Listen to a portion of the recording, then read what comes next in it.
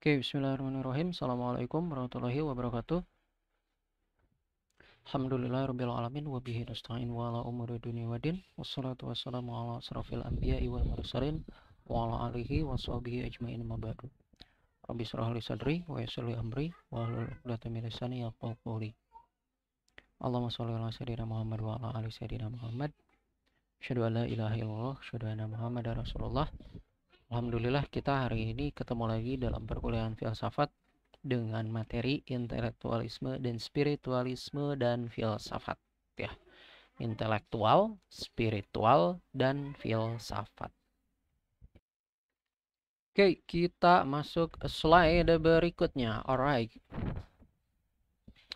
Nah, di sini kita berbicara tentang intelektual, spiritual, dan filsafat. Itu kaitannya gimana sih? Intelektual kan kayaknya berkaitan dengan kecerdasan ya. Kalau spiritual berkaitan dengan agama, kalau filsafat berkaitan dengan pikir memikir gitulah ya.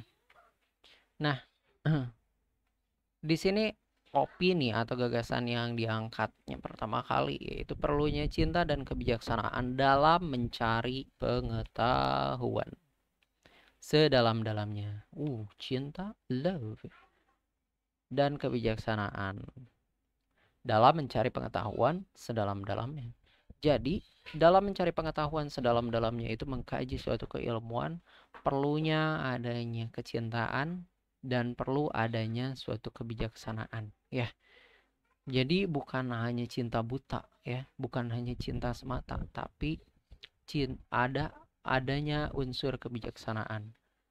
Jadi kalau misal ada suatu kebijaksanaan, ya, maka tidak akan taklid buta ya. Taklid buta ya, cinta buta, cinta mati. Cinta buta, cinta mati gitu ya. Ada kan istilah cinta buta, cinta mati ya. Bucin, budak cinta ya. Nah, jadi nggak akan sampai seperti itu gitu. Apapun yang dilakukan oleh yang dicintainya, walaupun itu salah, maka itu tetap dilakukannya. Nggak kayak gitu juga pemirsa ya. Jadi kita harus kontrol diri. Nah, oleh karena itu yang namanya kebijaksanaan itu penting alias important pemirsa ya. Nah, misalnya gini nih. Ada suatu pemberitaan tentang orang-orang yang ganti kelamin di berbagai negara ya. Itu di bukunya kan diceritain kayak gitu ya. Tentang orang-orang yang ganti kelamin. Masya Allah.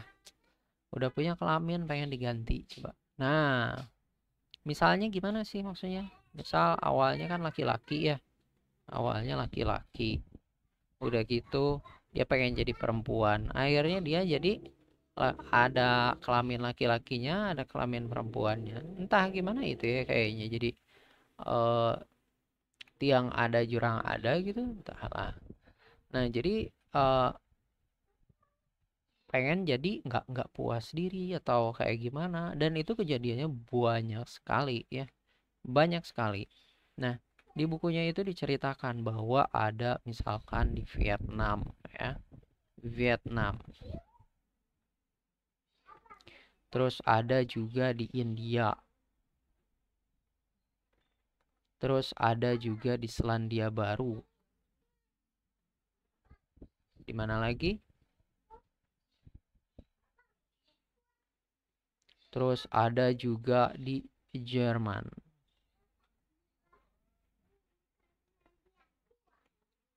Nah, jadi kayak di Vietnam misal ya. Di Vietnam ini saya bacakan. Di awal 2017 dari 282 suara, 366 suara dari total 366 suara di parlemen. Jadi itu hampir 2/3-nya lebih ya, lebih dari 2/3 suara untuk melegalkan operasi pergantian kelamin ya.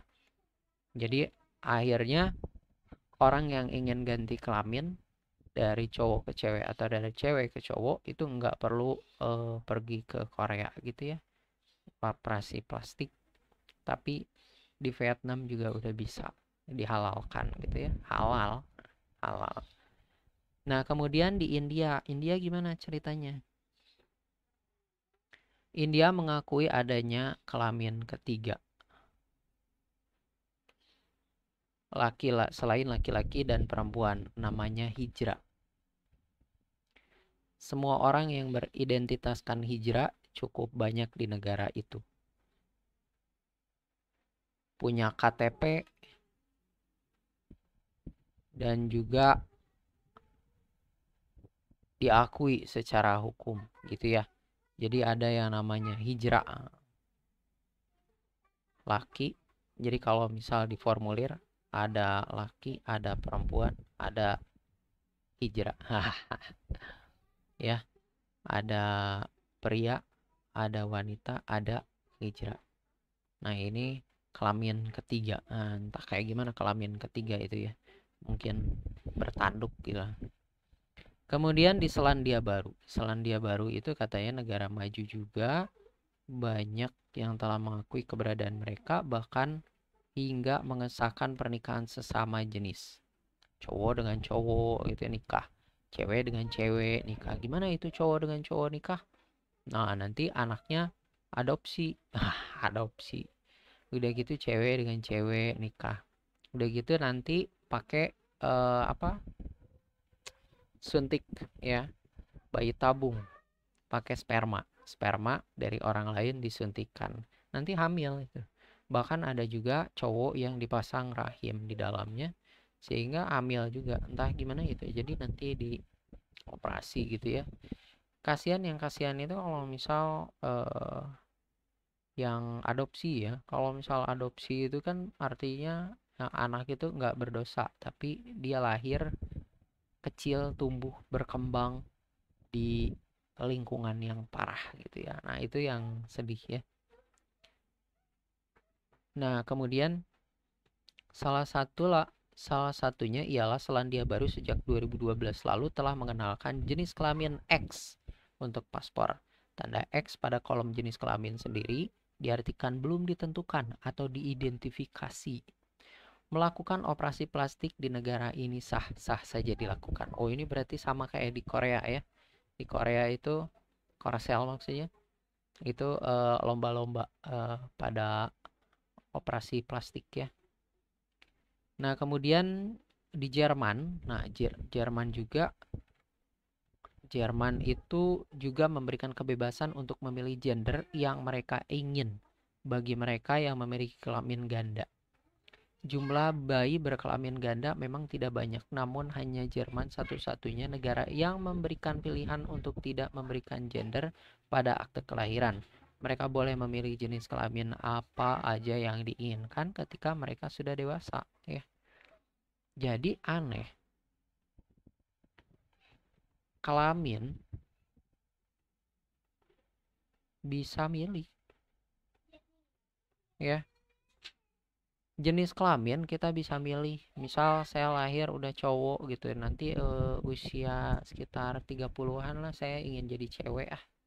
Nanti usia 40 pengen jadi cowok lagi. Udah gitu usia 50 pengen ada dua-duanya.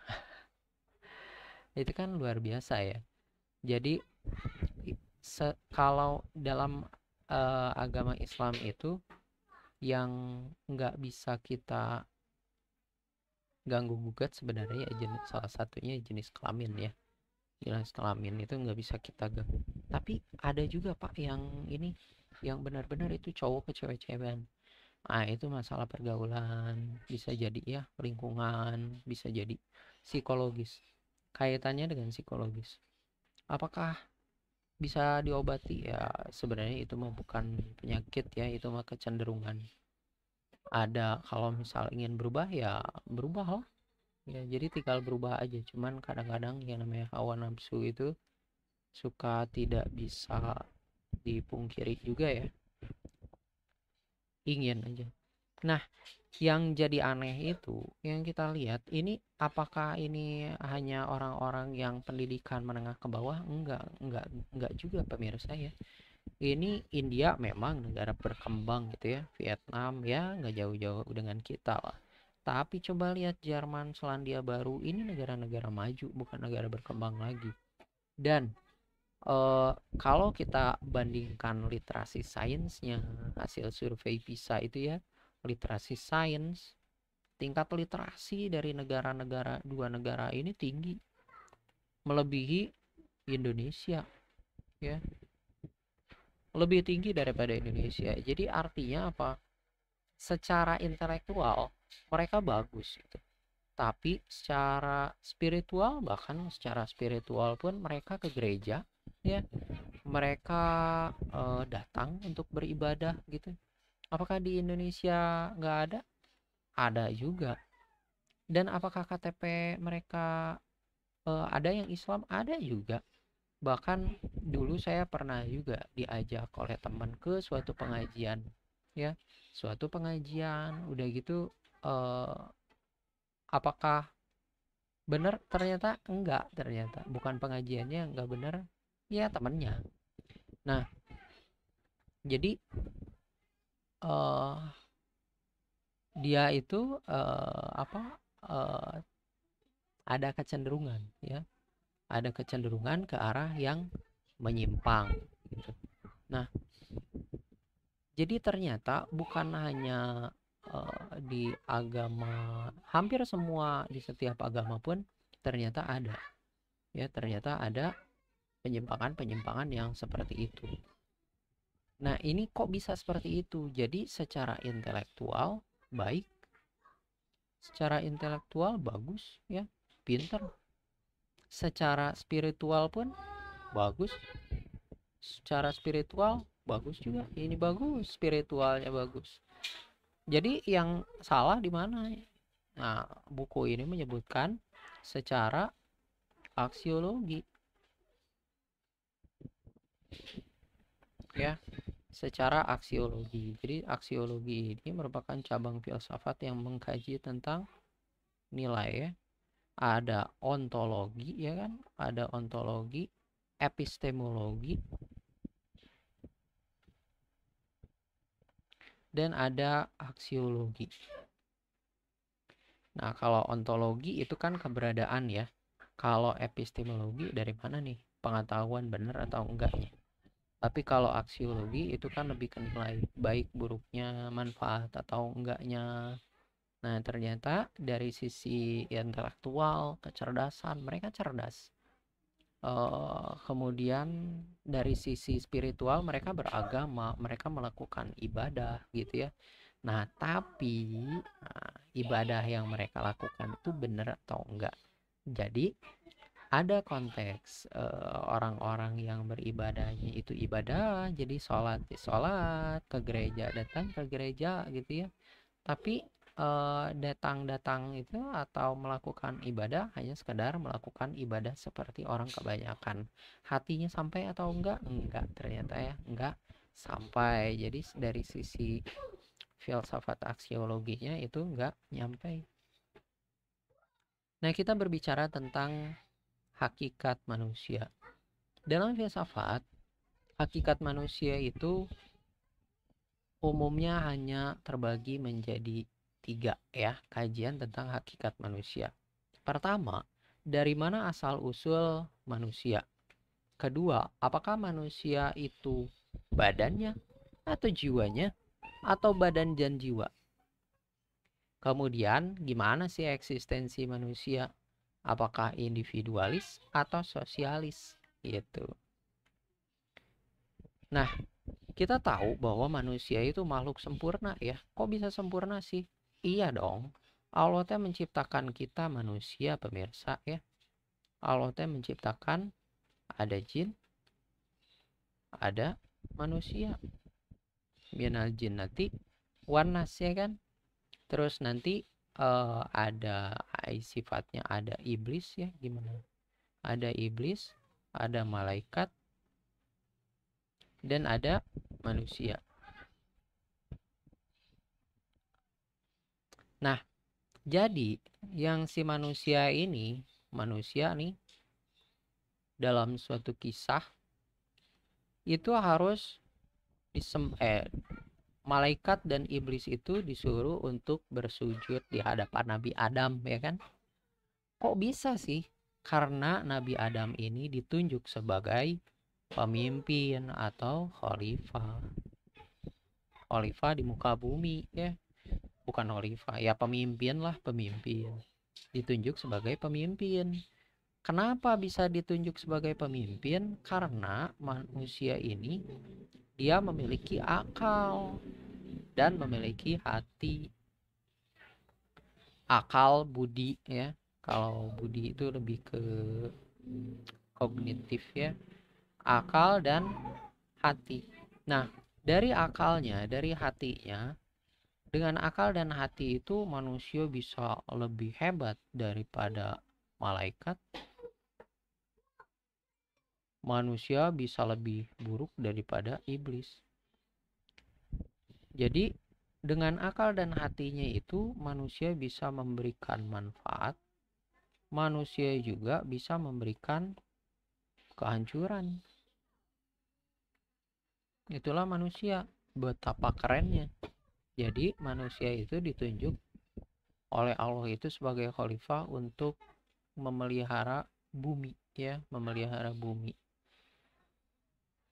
Nah, itulah manusia adalah makhluk yang sempurna. Makhluk yang sempurna. Kemudian, filsafat artinya berpikir hal-hal yang mendasar tentang kehidupan secara rasional, kritis, dan radikal. Berpikir artinya mensyukuri karunia akal. Berpikir artinya mematangkan intelektualitas dan spiritualitas ya. Jadi artinya si manusia ini dia memiliki kemampuan untuk berpikir. Memiliki kemampuan untuk berpikir. Dengan kemampuan berpikirnya itu, manusia menjadi sosok yang problem solving. Intelektualnya maju.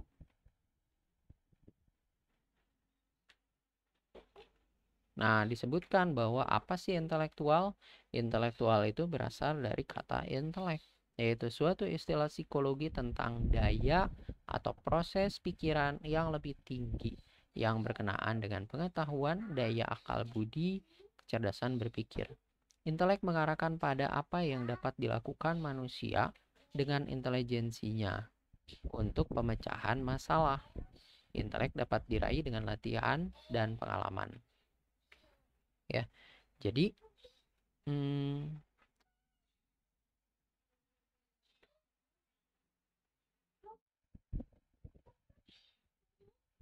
intelek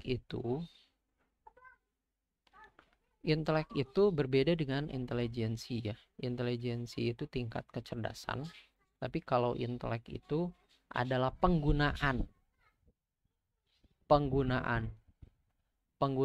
dari intelijensi ini untuk apa? Untuk memecahkan permasalahan ya. Jadi orang yang intelek itu bukan orang yang cerdas ya, tapi orang yang pinter hitung-hitungan, bukan sih. Tapi orang yang intelek itu orang yang cerdas di dalam memecahkan permasalahan. Ketemu suatu masalah, ia pecahkan, dan dia bisa, maka itulah orang intelek gitu. Jadi orang disebut intelek itu karena ini latihan dan pengalamannya. Pengalaman ketemu dengan banyak masalah, latihan-latihan yang dia jalani sehingga dia sanggup untuk memecahkan berbagai macam permasalahan. Itulah yang kita sebut dengan intelek. Terus kalau kecerdasan gimana? Kecerdasan itu ya kayak misalkan taraf IQ gitu ya. Nah, itulah yang namanya kecerdasan. Apakah di dunia nyata dia bisa memecahkan permasalahan? Belum tentu. Nah, dia bisa memecahkan permasalahan dengan pengalaman yang dia miliki, maka dia masuk kategori intelek. Nah, kemudian manusia dengan berpikirnya itu, maka dia akan mematangkan intelektualitas dan spiritualitas. Jadi kalau manusia itu tidak berpikir ya, maka intelektualitas dan spiritualitasnya tidak akan matang. Contohnya berpikir tuh gimana? Ya misalkan ini antara laki-laki dengan perempuan ya. Laki-laki kenapa harus jadi perempuan? Dan perempuan kenapa harus jadi laki-laki?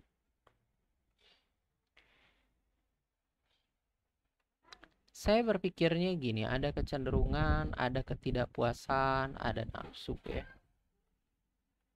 Kenapa sih laki-laki harus jadi perempuan?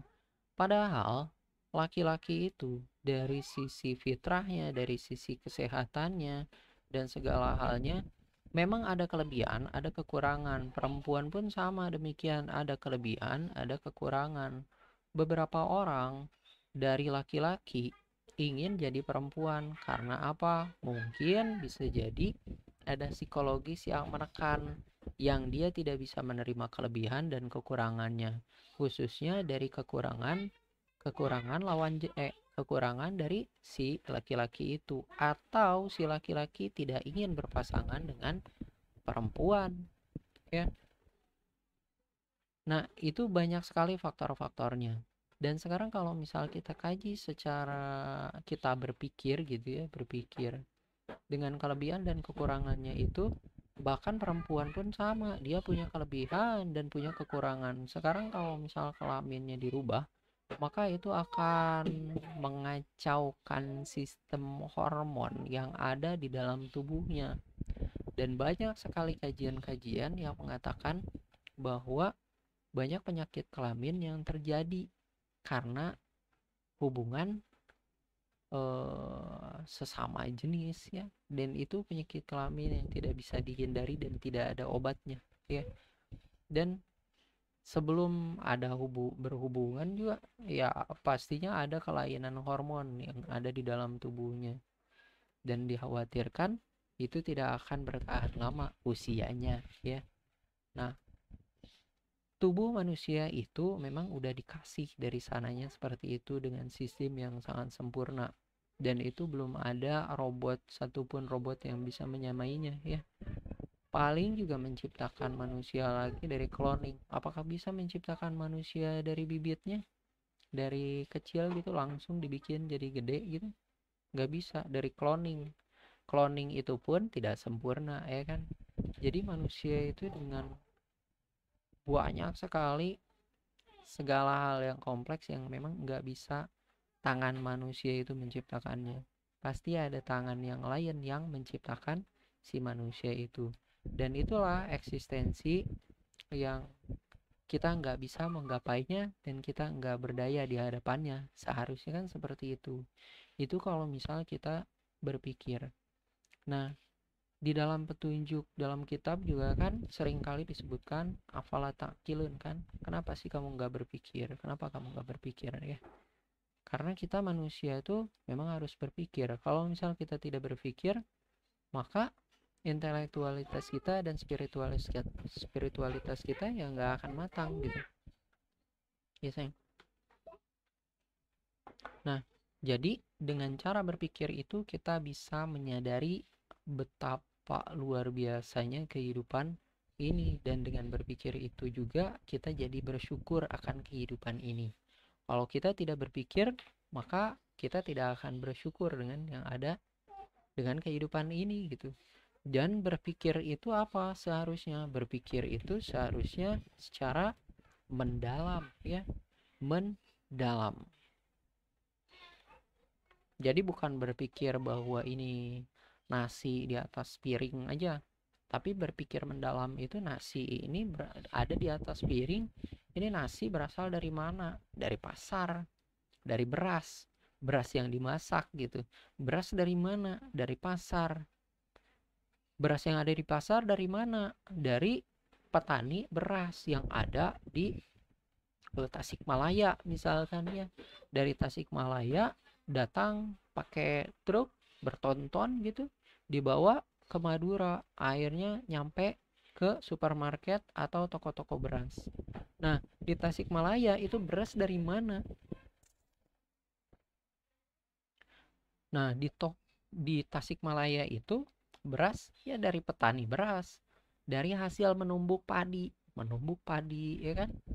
Hasil menumbuk padi, udah gitu padi ditumbuk-tumbuk, akhirnya si bulir-bulir si biji-biji berasnya terlepas-lepas ya kan?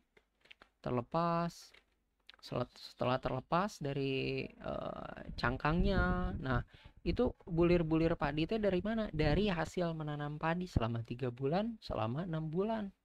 Itu 3 bulan 6 bulan itu teh padi dari mana? Dari bibitnya, dari dari benihnya, benih padinya yang tumbuh ya selama beberapa pekan gitu. Itu benihnya dari mana? Ya dari hasil pengairan, terus dari hasil pemupukan selama 3 bulan 6 bulan itu kan, dan itu prosesnya sangat panjang. Dan itu bibitnya dari mana? Bisa jadi dari impor di Thailand. Nanti Thailand dari mana? Nah itulah yang namanya berpikir mendalam. Jadi kalau misalnya kita berpikir secara mendalam, maka kita akan mensyukuri betapa luar biasanya hidup ini gitu. Yang nggak bisa digapai hanya di depan supermarket. Itu kalau kita nggak berpikir secara mendalam, maka kitanya jadi kurang bersyukur, ya nggak sih? Iya kali ya, iya aja lah. Nah, itulah ini dari berfilsafat itu, berpikir secara mendalam, maka intelektualitas kita meningkat, spiritualitas kita meningkat. Begitu juga dengan kita merefleksi ya dari sosok teladan kita, nabi penutup kita, Nabi Muhammad, ya kan? Nabi Muhammad kalau misal nggak berpikir secara mendalam, maka kehidupan, pelajaran, kecerdasan intelektual yang disampaikan itu nggak akan sampai ke kita gitu. Kita nggak akan tahu, nggak akan kenal yang namanya agama yang benar itu kayak gimana gitu ya.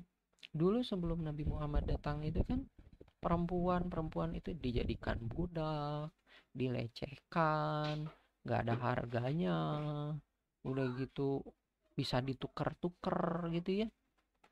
Misal saya bosan udah gitu, udah kasihin ke orang, tukerin orang lain punya apa perempuannya, buat saya, ini saya punya perempuan, kasihin. Nah itu kan nggak ada harganya. Dan satu satu laki-laki punya berapa orang perempuan gitu kan, punya selir-selir banyak sekali, selir-selir, dan nggak dihargai. Tapi Nabi Muhammad datang dengan ajarannya, dan semua perempuan itu memiliki derajat yang sama, jadi dimuliakan gitu, nggak jadi punya harganya. Nah itu ya kita harus bersyukur gitu ya. Itu dari mana? Dari hasil perenungan di Gua Hiro, ya kan? Merenung lama itu di Gua Hiro sampai berbulan-bulan katanya. Merenung apa yang direnungkan? Merenungkan apa yang salah gitu dengan kehidupan yang ada di kota Mekah. Parah banget kan? Anak perempuan lahir, aduh perempuan aib, udah gitu kubur lah, males, punya anak perempuan, kan parah ya. Apa yang salah? Akhirnya dibukakan pemikirannya, karena apa? Nabi Muhammad berpikir secara mendalam. Ya secara manusia berpikir secara mendalam, tapi secara hakikat Allah yang menurunkan hidayah, petunjuk bahwa ini yang salah dan kamu wajib untuk merubahnya. Lanjut, terlalu panjang. Nah, Plato nih, Paman Plato bilang, ups. Nah, ini Paman Plato nih, Paman Plato bilang diperlukan perenungan mendalam ya, untuk sampai ke intuisi untuk bisa memperoleh tindakan yang bijaksana dan adil.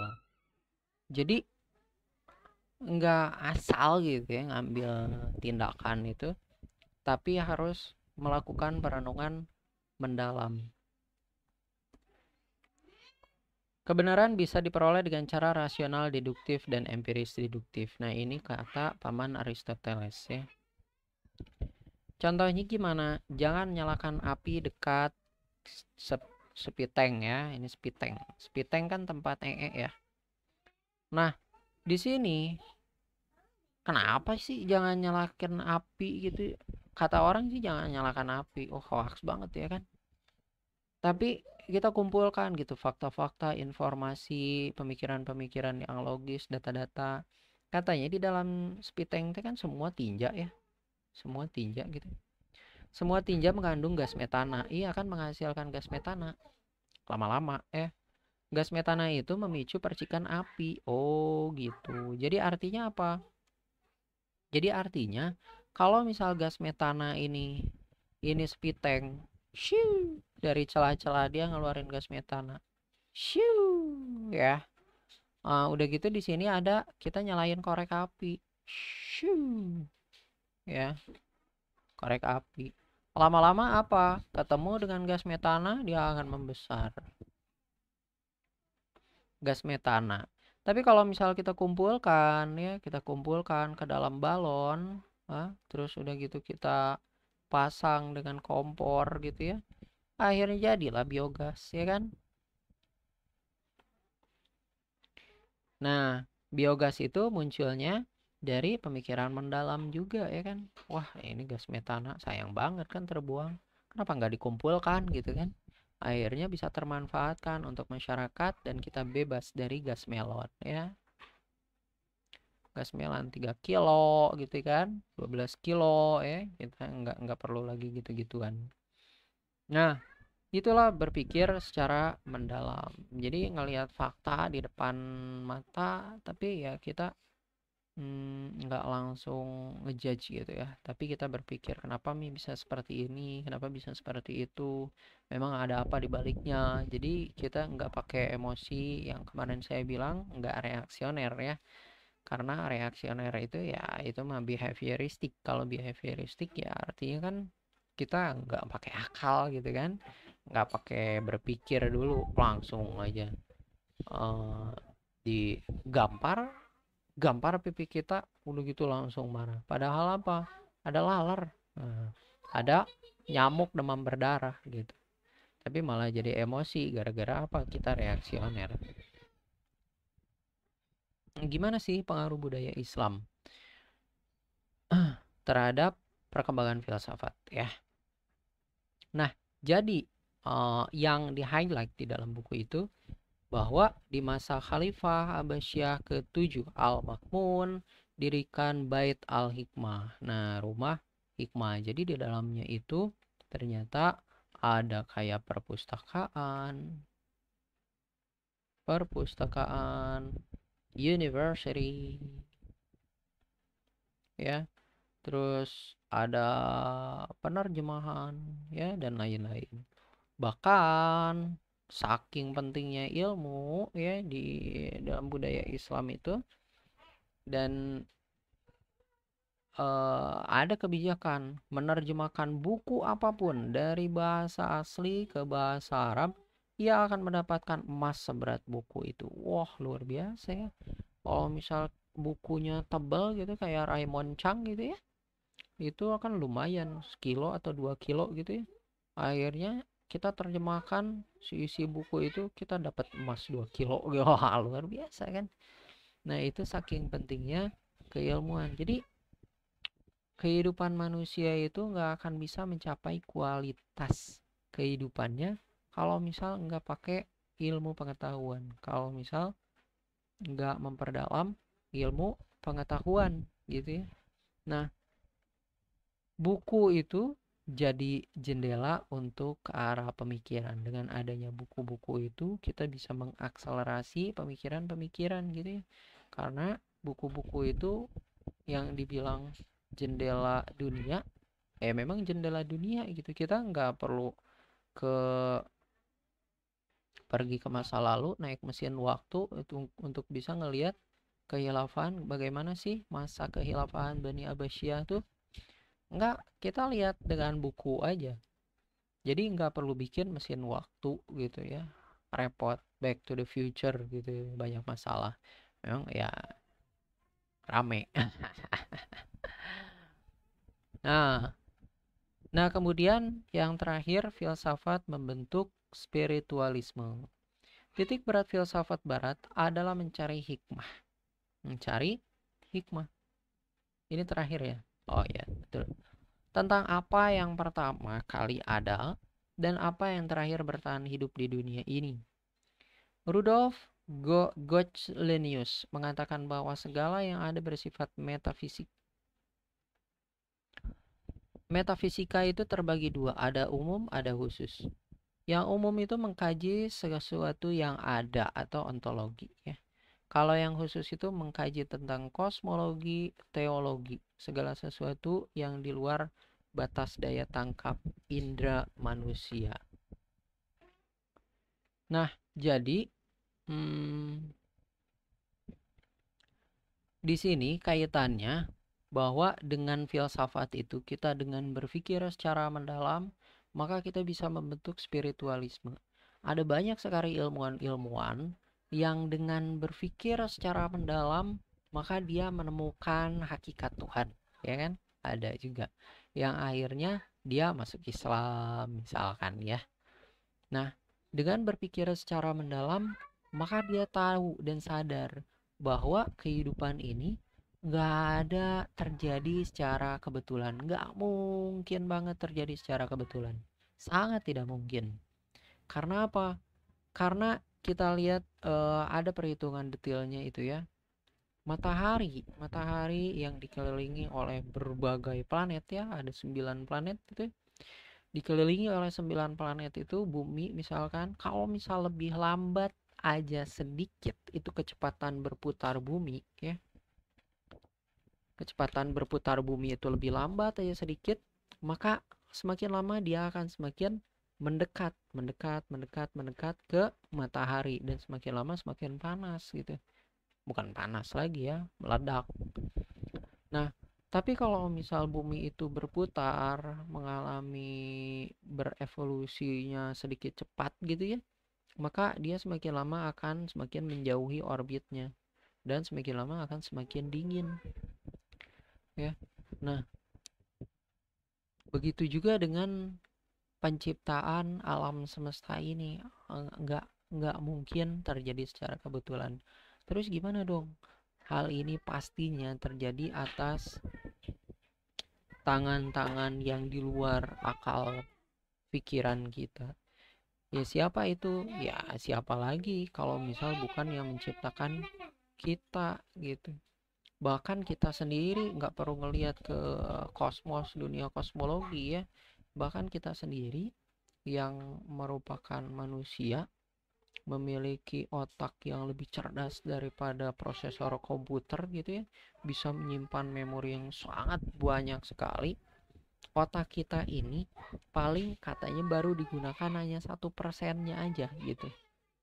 Sisanya 99% pada kemana? Belum kepake, ya belum kepake, sama sekali belum kepake.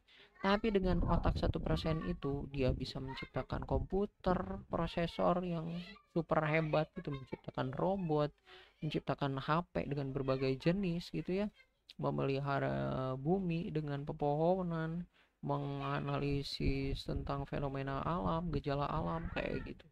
Nah, itu tuh bisa karena apa? Karena otak yang 1% itu baru kepake. Tapi yang 99%-nya belum ada digunakan sama sekali. Jadi masih virgin. Nah, oleh karena itu muncullah yang namanya penelitian tentang otak, dan itu bisa dimanfaatkan, dinikmati oleh manusia, dan misteri ya, banyak misteri. Sekarang misteri kehidupan lainnya apa? Manusia itu sebenarnya badan kah, atau jiwanya kah, atau ruhnya? Nah, sekarang yang jadi pertanyaan, ruh itu ada di mana? Sekarang kalau misal yang namanya tubuh ini adalah kumpulan dari sel-sel, sel-sel itu kumpulan dari air, air itu kumpulan dari atom, dan artinya tubuh kita ini sendiri pun merupakan atom-atom, ya enggak sih? Terus di sini ada hidrogen, ada karbon, ada oksigen. Bahkan di udara kita sendiri pun ada karbon, ada oksigen, ada hidrogen juga. Terus apa bedanya tubuh kita dengan lingkungan yang ada di sekeliling kita? Lingkungan yang ada di sekeliling kita, atmosfernya itu adalah benda mati tentunya ya. Dan atom-atom yang ada di dalam tubuh kita pun nggak beda dengan yang ada di sekeliling kita. Oh sama dong, berarti kita pun sama, benda mati. Oleh karena itu wajar saat mati kita tuh jadi kaku, membatu kayak kayu gitu ya. Karena tubuh kita pun nggak ada bedanya dengan batang pohon kelapa ya. Batang pohon mangga tuh nggak ada bedanya. Karena saat mati ruh terlepas, maka kita akan jadi seperti sebatang pohon ya, daunnya rimbun.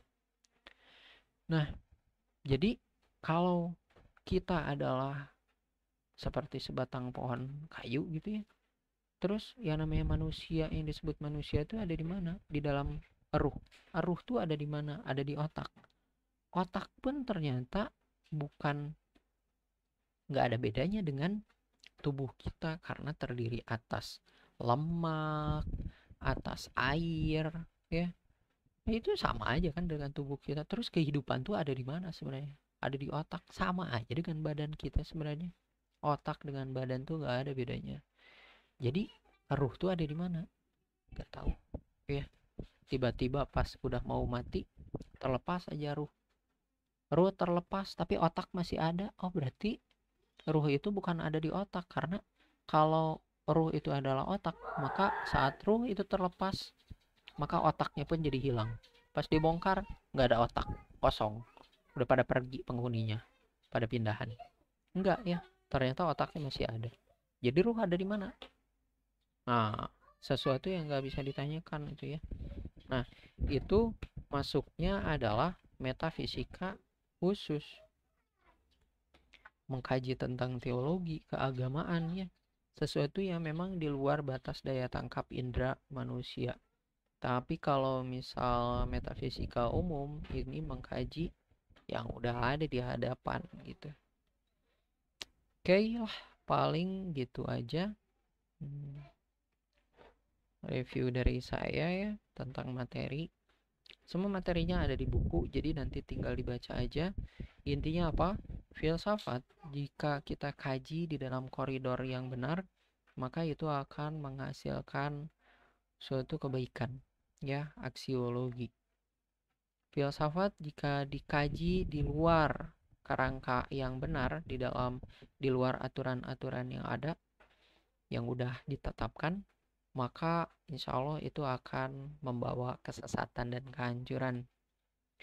Oleh karena itu,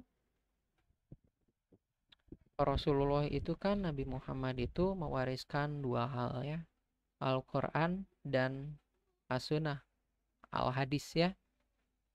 Nah, jadi kalau itu menjadi buku petunjuk untuk kita, dimana kita mau ngapain juga terserah itu kita manusia yang paling tahu.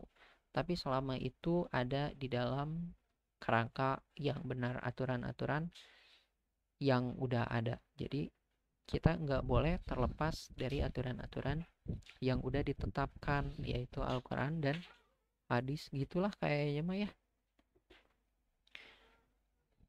Mungkin uh, itu di secara Islam dan secara Alkitab juga ya, secara Alkitab juga ya. Di agama Kristen pun sama, itu kan ditetapkan aturan-aturan, ada Alkitabnya ya.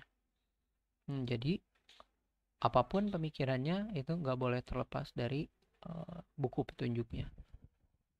Mau berpikir apapun terserah, yang penting kita senantiasa berpedoman atau berpegangan ke dalam buku petunjuknya. Jadi kita berpikir secara radikal. Radikal itu artinya bebas ya kan? Bebas, tapi setelah menemukan kesimpulan harus ngerefleksi ke dalam petunjuknya. Benar, sesuai atau enggak. Kalau misal enggak sesuai, artinya kesimpulan dari pemikiran kita itu salah. Ya, atau harus disesuaikan lagi. Harus disesuaikan lagi pemikiran kita. Ya mungkin seperti itu aja. Mudah-mudahan ini membuka cakrawala berpikir kita tentang apa sih yang namanya berpikir secara mendalam dalam filsafat. Filsafat, bagaimana filsafat itu membentuk pengetahuan, intelektualitas, dan bagaimana filsafat itu membentuk spiritualisme.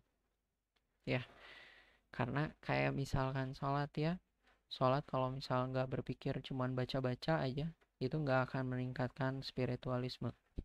Tapi kalau misal kita sholat, kita sujud, kita ngerasa bahwa dengan sujud itu saya bersujud kepada Allah langsung. Kalau kita sholat, kita nggak berpikir bahwa saya sedang berkomunikasi, maka itu nggak akan meningkatkan spiritualitas. Dan itu pun nggak ada pahalanya juga. Jadi kita hanya bergerak-gerak utak seakan-akan menghina kalau misal di dalam ayat apa itu ya. Tapi kalau misal kita sholat atau ibadah itu melibatkan perasaan atau pemikiran, mengingat atau memahami bacaan-bacaannya, maka justru itu akan meningkatkan spiritualitas kita dan itu sholat yang diterima. Oke, demikian kita tutup dengan baca hamdalah. Alhamdulillahirabbil alamin. Subhanakallahumma wa bihamdika asyhadu an la ilaha illa anta astaghfiruka wa atubu ilaik. Assalamualaikum warahmatullahi wabarakatuh.